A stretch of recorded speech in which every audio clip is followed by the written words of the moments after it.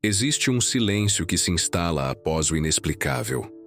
Um silêncio que não é a ausência de som, mas a presença esmagadora de uma pergunta sem resposta. É neste território de quietude e mistério que adentramos hoje. Nossa jornada nos leva a Niterói, estado do Rio de Janeiro, há um tempo encapsulado em agosto de 1966. Acima da agitação urbana, eleva-se o Morro do Vintém, um espaço isolado onde a lógica cotidiana parece se dissolver. Naquele mês, chuvas torrenciais preparavam o palco para uma descoberta que, mais de meio século depois, ainda ecoa na nossa imaginação. Em 20 de agosto, um jovem encontrou naquele platô isolado um quadro macabro. Ali, deitados lado a lado sobre uma cama improvisada de folhas de palmeira, jaziam os corpos de dois homens. O que tornava a cena tão dissonante era a sua formalidade. Os homens vestiam ternos impecáveis e capas de chuva, como se estivessem a caminho de um compromisso solene. Tragicamente, a descoberta não foi a primeira. 2 dias antes, outro rapaz já havia visto os corpos, mas seu relato foi ignorado, um prenúncio da negligência que marcaria todo o caso. Quando as autoridades finalmente chegaram, no dia 21 de agosto, a cena revelou um retrato de contradições. As vítimas eram Manuel Pereira da Cruz e Miguel José Viana, ambos técnicos em eletrônica. Não havia o menor sinal de luta ou violência. Suas expressões eram serenas, como se tivessem adormecido pacificamente. Contudo, os objetos ao redor contavam uma história diferente. Havia uma garrafa de água vazia, 2 toalhas, um caderno e, o mais infame de todos os elementos, 2 máscaras rudimentares, feitas de chumbo, cobrindo a região dos olhos dos homens. E no bolso de um deles, um bilhete críptico que serviria como o epicentro do enigma. A disposição dos corpos e objetos desafiava a lógica de um crime comum. Tudo apontava não para o caos da violência, mas para a ordem de um ritual meticulosamente planejado. Este não era um lugar onde a vida foi tirada à força, mas um palco onde algo foi deliberadamente invocado ou aguardado. O mistério não foi apenas encontrado no Morro do Vintém. Ele foi, em grande parte, criado pela inércia das instituições. O atraso de mais de 72 horas para a perícia comprometeu de forma irremediável as evidências. O enigma das máscaras de chumbo nasceu antes mesmo que a investigação começasse. Para compreender a estranheza da cena, precisamos entender os homens por trás das máscaras. Miguel e Manuel eram cidadãos respeitados, casados e conhecidos por sua competência como técnicos em eletrônica. Suas vidas, no entanto, continham uma dualidade fascinante. Por trás da fachada profissional, movia-se um profundo interesse pelo esotérico. Eles eram membros de um grupo científico-espiritualista, que buscava contato com outras dimensões e, especificamente, com vida extraterrestre. No dia 17 de agosto de 1966, essa vida secreta foi posta em movimento. Aos seus familiares, apresentaram uma história plausível. Uma viagem a São Paulo para comprar um carro e eletrônicos, levando consigo uma grande quantia em dinheiro. A mentira era uma barreira para proteger a verdadeira natureza de sua missão. O itinerário real, no entanto, os levou a Niterói. Ali, seus passos foram carregados de um propósito sinistro. Compraram capas de chuva e uma garrafa de água mineral.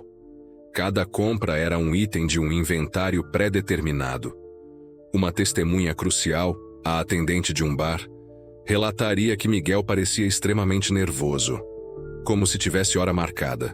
Eles não estavam indo a um lugar. Estavam se dirigindo a um encontro com o destino, operando sob um cronograma rígido, passo a passo, em direção ao ato final no topo do Morro do Vintém. O artefato mais eloquente do caso é o bilhete encontrado no bolso de uma das vítimas. Suas palavras são a pedra de roseta do mistério. 16:30 horas está local determinado.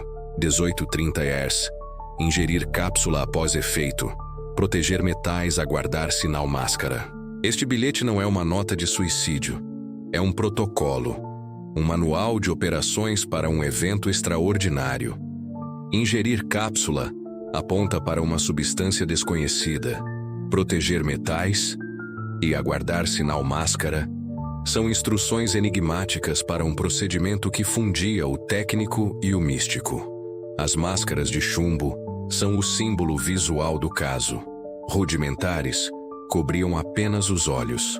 O chumbo protege contra a radiação, mas nenhum nível anômalo foi detectado no local. Qual era então a sua função? Seria um dispositivo para bloquear a visão física e forçar uma percepção transcendental? Ou para proteger contra uma forma de energia desconhecida? Outros objetos formavam um kit ritualístico. A garrafa de água, as toalhas e um lenço com as iniciais AMS, sugerindo uma terceira pessoa jamais identificada.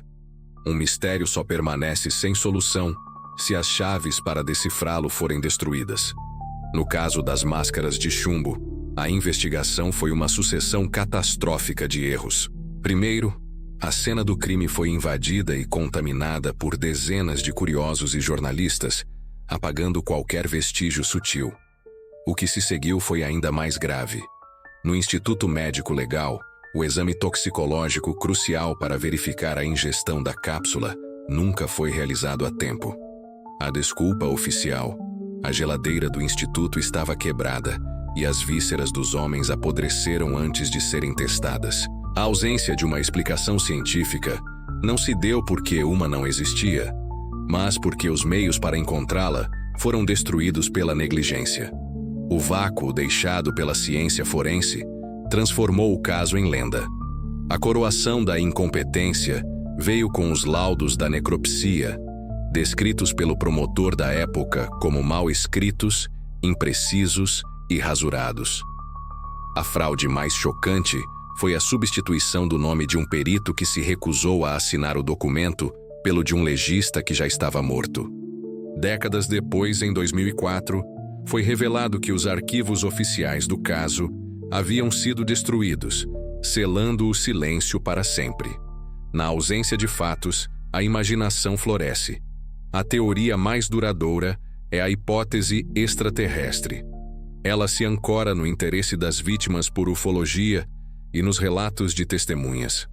Na noite provável das mortes, Gracinda de Souza e seus filhos afirmaram ter visto um objeto voador luminoso e oval pairando sobre o Morro do Vintém. O relato dela não foi isolado. Anos mais tarde, em 1980, o renomado ufólogo Jacques Vallée investigou o caso e se deparou com uma anomalia intrigante.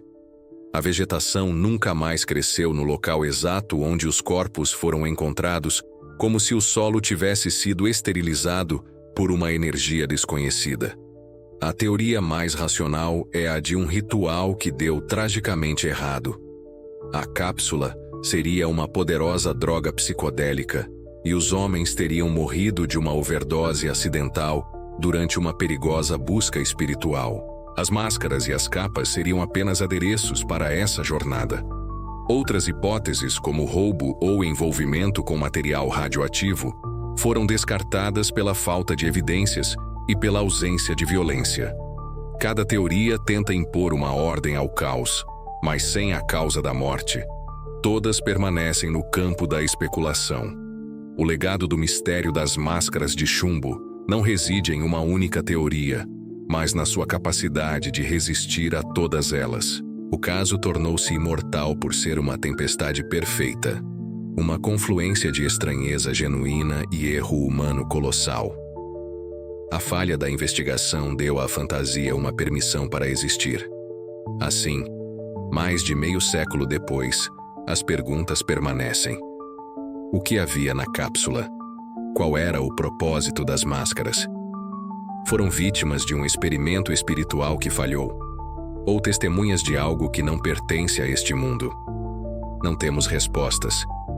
E talvez seja essa a essência do fascínio. O caso se transformou em um mito moderno brasileiro que nos lembra das fronteiras frágeis do nosso conhecimento. O Morro do Vintém já não é apenas uma elevação geográfica. Tornou-se um lugar simbólico, onde o silêncio não é vazio, mas cheio de perguntas. Uma verdadeira zona de silêncio.